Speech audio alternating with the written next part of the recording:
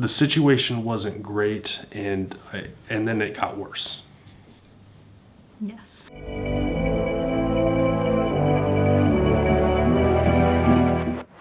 Hey everybody, it's Aaron from the Kilby Life, bringing you another Kilby Life video.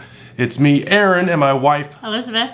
and we're gonna bring you more of our story. Yeah, so we have said that we were going to try and do a video of the two of us sitting down and kind of sharing about that about once a month. But honestly, we're kind of getting to a little bit more difficult part of our story, and so I've been avoiding it. Oh, yeah. Plus we have 8 kids and life. So. And life. But just as a recap, our first video we talked about our dating story, kind of how we met, how we dated for 2 years without kissing, and just kind of the beginning parts of our story right up into when we got married, or engaged, I guess, when we got engaged. Our second video was about our engagement and our marriage, and about how the doctor told us that we would not be able to have kids without medical intervention. Yeah, that was a super fun appointment. And obviously that ended up not being true, but while it wasn't true, there were some indicators in my lab work that I was going to have some issues, so it wasn't completely unfounded. And I just remember the conversations early on with you, and what are we going to do, and, you know, do you still want to marry me, and all those kinds of things. And I'm glad we got married anyway, and just trusted our future to God, and just kind of decided to wait and see what He had in store for us, even though there were a lot of unknowns in that situation. Yeah, that was a tough time. It was tough. And it was not that tough. Really, like, it was tough, but like the decision for me in that moment, like, oh, should we still get married? I'm like, I'm not gonna just like take back everything I said because we might have some issues. Yeah. Like, I was walking with the Lord enough at that time that I knew that if God was planning for us to have difficulties in that situation, He would also be the Lord of that and have a plan to go along with that. Yeah. So I knew that. I didn't know it was going to happen, but that's why it didn't seem so crazy for me at the time, because I had a foundation. I don't know. Maybe I'm just... I think sometimes it's easier to look back on it and say, okay, well, it all worked out. Okay, yeah, that's probably true. But, you know, it's interesting, though, because I feel like then we went into the marriage with almost a little bit less of a pressure than I feel like a lot of people feel, where everybody's like, when are you going to have kids? When are you going to have kids? When are you going to have kids? Because we didn't keep it really a secret. Like, my family knew that there might be some issues. I'm sure your parents knew. And so I kind of remember that first whole year and a half, not even really thinking about pregnancy that much. Like, it wasn't something that was constantly on my mind, or maybe I am pregnant. Like, I just don't remember that being a big factor early on. Yeah, we were super busy. Yeah, we had so much going on. But it's funny because I remember one day going out for a walk with a friend, and we're walking around like this loop, and all of a sudden it was like this crazy, super intrusive thought, which I don't have very often, but it was like I couldn't shake it. I'm like, I am pregnant. And I thought I must be completely nuts. But I also remember being like, okay, let's power walk. Like, I want to get home. I want to get a pregnancy test and find out. And lo and behold, I was right. Yeah, I didn't know about any of that. Yeah. Well, and so then when I got home, do you remember what you were doing? I remember that I was doing like church band practice in the basement. Yes. Mostly because she told me that I remembered yes, that. Yes, I kind of remember it. So I get home and I take this pregnancy test, and then I end up shouting down the stairs, like, hey, I need you to come up. Hey, Aaron, I need you to come up here. And I remember our friend Tim was there, and I remember hearing him say, Aaron, Beth is calling you. Like, you need to go upstairs. And so then he came up and was like, I'm pregnant. And then you went back downstairs and told them all to go home. So not that long after that, I called my doctor. Again, just because I knew that there was the possibility for issues and I wasn't supposed to be able to get pregnant. So I called her and was like, okay, what do I do now? What's my next step? And so she got us in to see her quickly. We got blood work done, and then we went in for an early ultrasound at, I want to say we were at like 8 weeks at that point. Yeah, I do remember that. I remember having a lot of nervous energy and just like, I have no idea what I'm doing here. And I do remember I don't know. Like, I do remember the ultrasound happening and like just watching like this little, I don't know what you call it. Well, a baby, right? A baby, yeah. And it was like the first thing that starts happening is like the heart is made and it starts like pumping. And I was just sitting there and the heart was beating at the same rate as my heart. And I was like, wow, this is crazy. I don't know. It blew me away that our hearts were beating at the same time. And it was, obviously the first time I had seen a teeny tiny heartbeat on a monitor, and I just remember feeling completely overwhelmed and excited, and it was beautiful. And I actually have an ultrasound picture where it's like a flashing light that you see, and so when it's like lit up is when, you can see it lighting up and going dark to beat, and I have a picture where it's like flashing bright, and I still like it. It's in my office. But after that, so they came in, they took measurements, they saw the heartbeat, the tech left, and then the doctor came in. And I guess I didn't realize until later that you generally don't see the doctor at ultrasounds unless there's an issue. And I remember him just saying the baby's heartbeat was a little bit slow. They wanted to see us back in a week. Yeah, I remember all that. I remember the doctor coming in. And, in that kind of circumstance, not knowing what's going on, never being through that before, I was like, well, let's stay hopeful. Let's hope for the best. And I was like, I didn't know what else I could do. Like, I didn't want to freak out because I thought there was no point in that. I wanted to I was already freaked out. Well, I wanted to be calm for my wife and like. It's not calm. that was the part in our life where I started coming up with the phrase. I mean, I didn't invent it, but I never heard using it frequently. I never heard it before, but I came up with being cautiously optimistic because it's like you don't want to just get so worked up about things that you cannot control in the moment because it's just not wise. It usually leads to some kind of extreme of flying off the handle or just being indifferent. I just remember that being the longest week ever. Like, it just seemed to drag on and just begging God to speed up the heartbeat and talking to the baby and just saying, okay, look, like, we can do this. Come on. What can I do? And all of the things that I could think of to change the situation that we were in. And then, of course, when we went back, we did another ultrasound. They put the image up on the screen. You could tell right away that something wasn't right. The tech left. The doctor came in and just said the baby's heart wasn't beating anymore. Yeah. I remember that. I remember being like sad. I'm like, okay, well, now what? And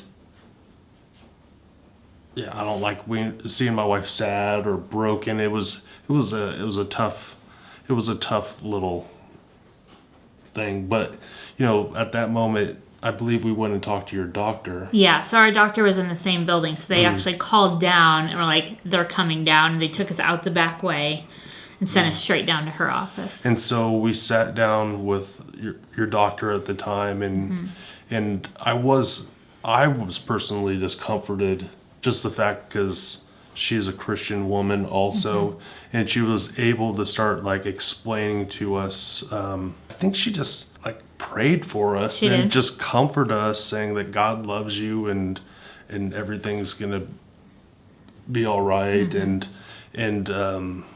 those type of things. And I remember just thinking like, this is horrible. This is a horrible situation. I don't know what to do for my wife. The situation wasn't great, and then it got worse. So the medical stuff that we were going through was hard enough. I guess I didn't really have a good understanding at that point of what was going on with my body, and it was a miscarriage is what they call it. So like the baby was still in me at that point, and so I had to go home, and essentially after a few weeks of waiting for my body to decide it was going to do what it was supposed to, we essentially induced labor at home. But having never been through labor, I didn't know what was happening, and I remember it being incredibly painful. I remember being incredibly nauseous, and just honestly feeling like I was going to die. It was a not a good day. I do remember my mom came over and sat with me and had planned to be there that day. And you were in and you brought me Carmelos and put them in the fridge. I do remember you doing that. And I feel like I wasn't mentally prepared for what was coming. And after that, I went into a little bit of a spiritual spiral too, I would say. It took me quite some time, I would say at least a few months, if not a little bit longer, to get back to a point where I felt like I was functioning and could even talk to God. But I just remember feeling like, okay, now I have to reconcile everything I learned about God growing up, about how he's a good God and he's a healer and he loves us and he'll take care of us, with this incredibly painful experience that I just gone through. And it didn't make sense how those things went together in my mind. And so I remember having friends who would let me call them late at night when I was just kind of reeling in it. I remember an aunt and uncle of mine who had gone through so much loss themselves, sending me a letter that I still have, just encouraging us and offering hope in what seemed like just incredible darkness. Yeah, I remember during that time, like, coming home and your mom was there and, like, kind of being around but given a lot of distance. And I remember just praying, like, Lord, let this not be our story, that we're going to struggle with infertility. That's one thing, but then the ability to get pregnant and lose a child, and then, you know, another one potentially, and another one and another one. I'm like, I don't know if I can handle that. You know, I don't know if I could do that. That just seems so tough. And I, you know, I look back at that and I feel like, you know, God was maturing me for that in some ways already. And so I didn't like it, but I knew I could trust him in the moment. And so, I don't know, that's just one of those things, like, you don't want to go through it. You don't have to go through it. But once you start going through it, you see that God shows up in that time. And then you're like, well, this better be for a good reason. Yes, right? Or else. Or else, like, this better be for a good reason. God, you know, why does this happen? And so it brings up all these tough questions, right? All the tough questions that people have about God and his existence and Jesus. And so it started maturing me in my faith and put me in a position where now when people have tough questions like that, why is God doing this? I have a lot of answers that I wouldn't have had going through this. Right. And does that make it worth it? I mean, it makes it better, but it still sucks. You know, it was still a tough time. You still feel the pain, you still feel the loss, but it did give me great ability to have empathy for others, you know, going through loss. And after that, based on my family history and just stories that I heard from both sides of my family, I was kind of convinced this was going to be our story, where we would get pregnant and lose a baby and get pregnant and lose a baby. And I almost didn't want to entertain the thought of getting pregnant again because I was afraid and I didn't know if I could handle loss like that again. I mean, I thought the first time almost killed me spiritually, physically, like it took a lot out of me that a second time I didn't know if I would come back from. And again, mostly spiritually, like just this break that I felt between me and God at that point was so intense that I was like, I gotta figure this out. Like everything that I grew up in church believing, I am now questioning. And until I could reconcile that, like I didn't think I could go through that again and make it. Yeah, and maturing always hurts. And especially through something like this, you know, or any tough situation. I guarantee there's people watching this going like, oh, like you have no idea. And thank God. And well, and I mean, I have thought that myself, where as horrible as this experience was, I could think of so many ways the situation could be worse. Yeah, which is not a smart place to go. A futile but way to think. Yes. Just be thankful. Just be thankful and see what God is doing, and try not to let it essentially destroy your relationship with him, because he's has you in a waiting period. Or like a moment, like a period of life where you don't understand what's happening. And you know, our story changes right after that, you know, from this sucks and it gets worse to, oh, now I got to pay hospital bills for this loss, to, oh, hey, 9 months later, we're pregnant again. And now, what's going to happen now? Yeah, no, what's going to happen now. And so, again, I was sitting in a meeting with your dad, actually, and we were sitting there talking about different stuff we were working on for the ministry, and it was like the same intrusive thought. And I just had this moment where I'm like, I am pregnant. Which is completely weird. Which is so weird. but it was there. I remember it like it was yesterday. I was like, I am pregnant. And it's like, I could not get out of that meeting fast enough. Went and bought a pregnancy test, went home, and it was positive. And those were the only 2 times that I would say I knew for sure I was pregnant before I took a pregnancy test. So we found out we were pregnant again 9 months after that. And we went to that early ultrasound. Again. And there was a heartbeat. And so during that time, I remember us being very cautiously optimistic. I remember just telling you all the time, like, okay, let's just be prayerful about this. Let's it's like, don't get too attached, which telling a pregnant woman that is dumb, but I kind of feel like it was my job at at that point. It was like, I feel like it was kind of my job. But over the next 9 months, we watched that little one grow and grow until she sprung forth. and I'll just keep it right there. But, you know, we had a little baby girl that was healthy.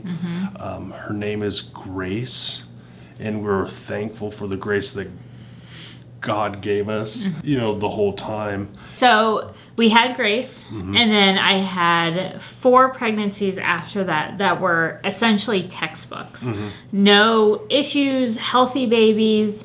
The twins were a little bit of a shock. So that was my 4th pregnancy. But it seemed like my body had kind of worked out its issues. The babies were growing well. And God was just abundantly blessing us at this point. Like, it just seemed like that whole story had been transformed and redeemed. And we were just seeing, you know, every 2 years, new family members. I remember that phone call. It's like, because she went to ultrasound by herself, and it was Valentine's Day, because I was working, and she was like, healthy, both of them. I was like, what, really? What? Really? Twins? Come on, really? And I've never really felt like we were cursed, because we experienced loss. But I'll tell you, when we heard that we were going to have twins, I was like, oh, I am definitely blessed. I just was blown away by the blessing, and that ended up being quite a catalyst in my life. Just be more bold in my faith. So after we had a slew of healthy children, we got pregnant again. And I remember we went hiking, and I started experiencing some pain. And that night I actually drove to the ER because I was not feeling well. Again, I was able to have an ultrasound there. I got to see this baby's heartbeat, but found out very quickly afterwards that we had lost that baby as well. And I had a bunch of different health stuff going on. I had an infection that the doctors were trying to figure out and deal with. And at one point the doctor said, you know, if you hadn't come in for this miscarriage, like, this infection could have killed you. Oh, wow. Yeah, I remember that. So just some crazy stuff. So it was interesting to me experiencing it this time, because we had already been through this whole, is God good, and where do I fall on that? And I had already seen God's blessing. So I feel like this one affected me, but it was different than the first time, where it's like, okay, I've already decided God is good. That doesn't mean I don't have emotions and hormones and all that stuff to deal with, but it wasn't, I feel like, as jarring as the first time we had been through it. Yeah, that's true. I do remember finding out about this time that 1 in 4 women, or 1 in 4 pregnancies end up not coming to term. And I was like, wow, there's a lot of hurting people out there. It's kind of the catalyst to tell some of this story too, because I know that there's a lot of people that have experienced loss and through losing babies and for whatever reason. And God still loves you. We need to tell that Yeah. to people. Yeah. After that, we had faith, and I say, after experiencing you in labor with her and having to have a cesarean section, I'm like, do not expect to call a kid faith and not have faith. Like we were like in a situation where they said it's either if you try to give birth to this baby, the baby is at risk. If you try to the C-section, the mom's more at risk. And it's like, we just looked at her. It was like, I didn't want to make the decision, but it was like, if you say babies are important and that you love them and like moms care for babies, like I don't want to lose my wife or my baby. I didn't even want to be in that situation, but man, I'll never forget that exact moment because I felt like both of us had a peace over it. No matter what happened, we had a peace that just made it completely evident that that was the choice that we were going to make is due to a cesarean section and then cesarean section? C-section. Yeah, C-section. And my wife got pretty loopy. A little bit. Yeah, so Faith was born. She had some health issues early on in her life. Multiple hospitalizations. Oh yeah, the more white collar Faith, asthma. And I actually went to an event one time and they asked us about like Ebenezer's in our life or like memorial stones where we can look back and point to God. And I remember thinking, I will always introduce my daughter, this is Faith. Right? And so I don't even know if I've told you that before, but when we, anytime I think that or anytime I say that, it reminds me, this is faith for the kids that God's given me. This is faith for the hard decisions we have to make. This is faith for health issues and, God coming through and healing the things that we're seeing in her. This is Faith that was in the hospital with you when the tornado came like a quarter of a mile but near the hospital. This is Faith. This is Faith. And so, don't name a child Faith. Well, you can. No, you could. It's fun, but it was a little bit crazy. So then after Faith, the doctor actually told me not to, well, he didn't tell me not to get pregnant. He's smarter than that. He said that if I got pregnant within 18 months, it would be an automatic C-section. And so I was like, no problem. We're fine. I got pregnant within 6 months of her being born. Sorry.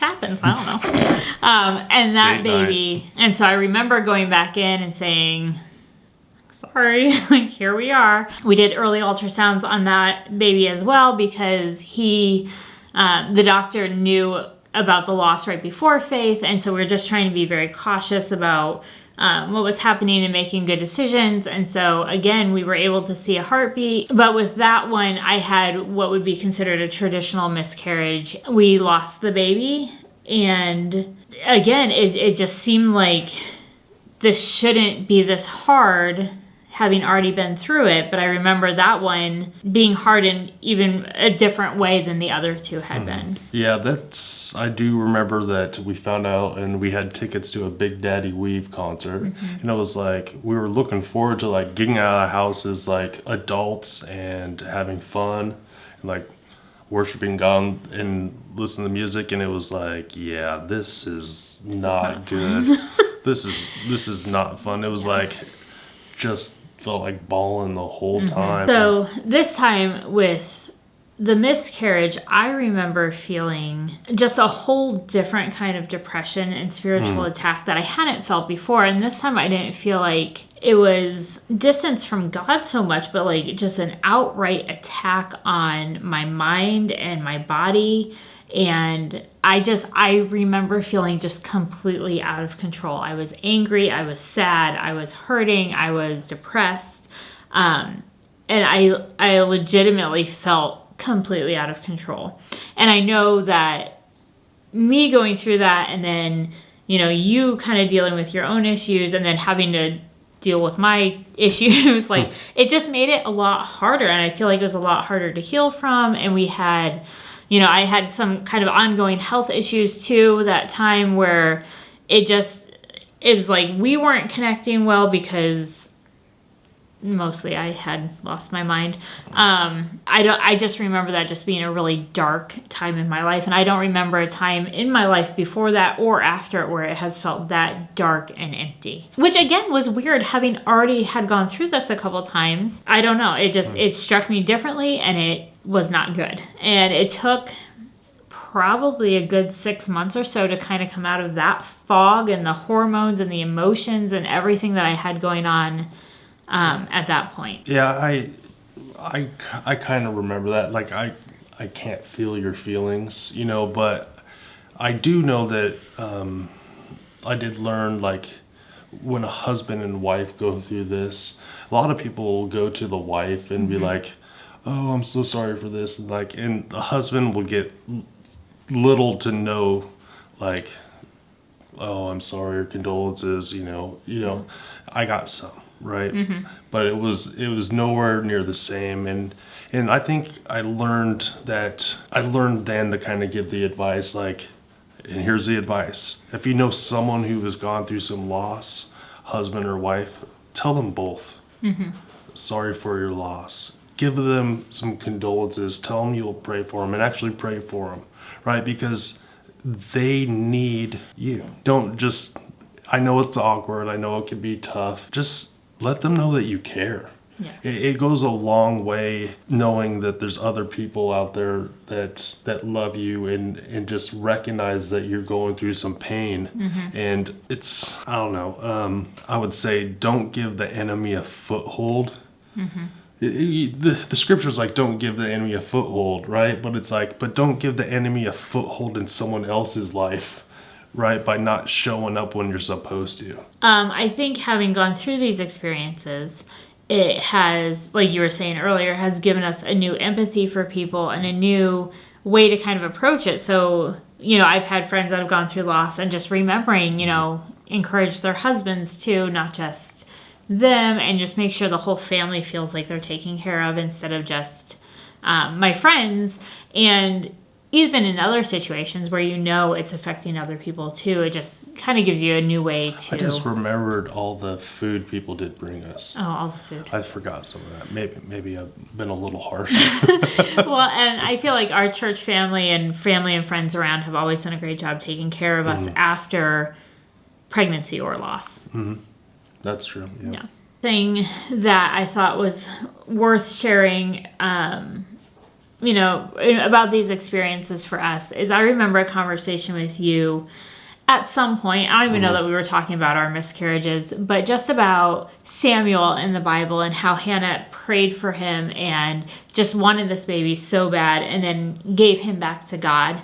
And it made me think about Mary, who had Jesus, but essentially gave him back to God. And my aunt and uncle, who had sent us this long letter after our first loss, had encouraged us to name our babies. And I honestly was not in a place where I felt like I could do that right away. And it wasn't until years later that I had any urge to name these babies. We always just kind of referred to them as the first baby or, the other baby that we lost, but never by name. And so I remember having the conversation with you and thinking about it and feeling like our first baby was a Samuel, and honestly, given the pregnancy symptoms that I felt and then all the ones after that, pretty convinced it was a boy. And so I feel like God gave us the name Samuel for our first baby. And then the second baby we lost, we named Hope, and the last one was Honor. And I feel like those came out of places where we were and kind of what we were going through spiritually in those places where, we needed hope. And I remember, again, going through that dark period, Aaron telling me once, like, it's okay to feel all the things and it's okay to not be okay, but we want to make sure that we're honoring God with how we're dealing with that loss and not to do anything that while we're in this like cloud of depression that we're going to regret once that lifts. And so Honor just seemed like a great name. Say, even in this pain, we're going to honor God and we're going to do our best to honor God. And so those, that's not something we've shared widely, and just recently, probably within the last year or two, have said anything about publicly. But Samuel, Hope, and Honor are our babies that we will meet one day. I remember that conversation, and I remember just tears in my eyes. Like, literally, I was just welling up with tears, just thinking about it, because it was like, as soon as you said it, I'm like, oh yeah, this is true. This is literally what's happening. And it's like, so I started thinking, like, we have kids in heaven waiting for us, right? And people can say what they want to say. I'll have a theological discussion with anybody on this matter, anytime, preferably in person. Yes. But I don't need anyone's testimony, because I know what God's voice sounds like typically, and that was him speaking through my wife to me about Samuel, Hope, and Honor. And wow, that's gonna be an interesting meetup. However that looks in heaven, I'm not sure. Yes. So when anybody asks us how many kids we have 11. We just have 8 here on earth. Yeah. Yeah. I usually just say 8. We always say 8 because it's an easier conversation that way, but not because... I mean, if anyone really wants to have a conversation about it, I mean, not we're gonna because put we're not this on mindful of them. we're gonna put this on YouTube. So. Leave a comment. So, I mean, to wrap it up, miscarriage is something I would never wish on anybody. It was painful all 3 times. It was difficult. It was dark. I mean, it was not something that I would want anybody to have to go through. But I can say that my relationship with God without that experience would probably still be very surface level. Like, if I never had to wrestle with if God was good, if I never had to wrestle with why bad things happen, if I never had to wrestle with those things, I mean, I would probably go to church on Sunday, but I don't know that anything else in my life would matter as much as it does now when it comes to my relationship with God, or telling people about this hope that I have that can only be found in Him, because I didn't need that hope that much before. Life was fine, but then once you go through something like this, you're like, no, let me tell you about the hope that I have. So I would say anyone that's gone through this that needs support, send us a message. Absolutely. We'll talk to you, and we would love to. And just for anyone I know a lot of people struggle with this type of stuff, or lots of other difficult situations where you're questioning God's goodness. But I will tell you, if you seek and look for God in the middle of the suffering or the pain or the loss or the anger, if you search for Him, you will find that He is right there with you, ready to talk to you, ready to guide you. And I knew that for us when we started having kids and loss. I knew that, but now I've seen it. Yeah. Now I've seen it, and God is still good. We're hoping to bring you one of these per month. So let us know. What do you want us to talk about? What would be encouraging or helpful, for somebody that's dating or early marriage? Like, we're celebrating 15 years this week. Oh yeah, 15 years of marriage. Today, the day the video drops. Oh, so I am very petty. So I will be way more motivated to do more of these videos if you like and comment on these videos. We're shallow. What can we say? Oh, I am so shallow. I'm so shallow. But in all reality, thanks. Yes. Kilby out. You're supposed to go like this.